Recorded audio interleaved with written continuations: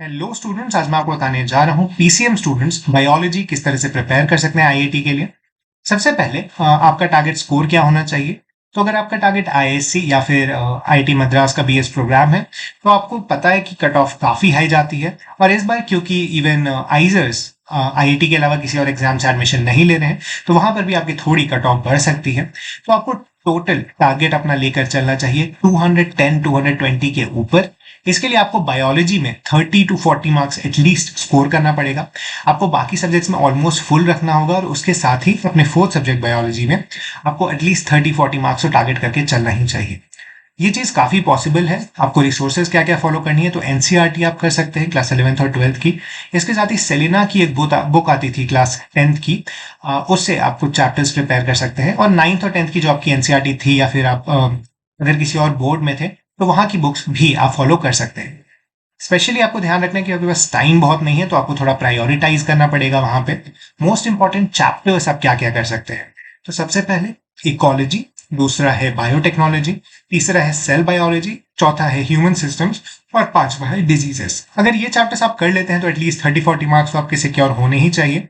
मैंने भी almost same ही chapters करके गए थे और मेरे 15 में से अराउंड 11 क्वेश्चंस सही हुए थे आईआईटी के अंदर। सबसे इंपॉर्टेंट चीज यहाँ पर जो मैं आपको कहना चाहूंगा वो ये है कि आप पूरे चैप्टर सीधे पढ़ने मत जाइए 11th और 12th के बुक से।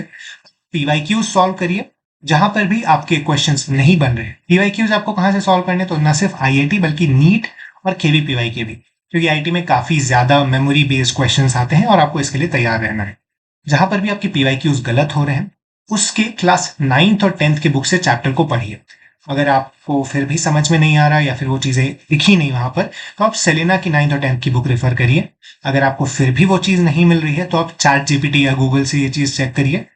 उसके बाद भी अगर आप सेटिस्फाइड नहीं है और आपको और पढ़ना है तभी जाकर 11th और 12th की बुक खोलिए। 11th और 12th की बुक में काफी सारा सामान भरा हुआ है जो आपको नहीं जरूरत पड़ेगी। कुछ स्पेसिफिक फैक्ट्स हैं, मैं कोशिश करूंगा शॉर्ट नोट्स बनाकर आपको देने की, लेकिन आपको अभी के लिए यही ध्यान में रखना है कि 11th और 12th की बुक टच मत करिएगा तब तक जब तक आपके पास कोई भी और ऑप्शन नहीं बचा हो। कोशिश करिए गूगल चैटजीपीटी वगैरह से जाइए और पूछिए उस क्वेश्चन को और उसके आसपास की चीजों को याद करिए। जैसा मैंने कहा पीवाईक्यूज बहुत ही इंपॉर्टेंट है। नीट, केवीपीवाई और आईआईटी तीनों के पीवाईक्यू सॉल्व करने की कोशिश करिए तो आपके अच्छे मार्क्स आ जाने चाहिए। बायोलॉजी काफी आसान सब्जेक्ट है आईआईटी के अंदर, स्पेशली अगर आप मैथ्स या फिजिक्स के कंपैरिजन में देखें आप इजी टू स्कोर है, इसीलिए पीसीएम स्टूडेंट्स के लिए एक एडवांटेज है। इसका पूरा फायदा उठाइए। Best of luck. Thank you.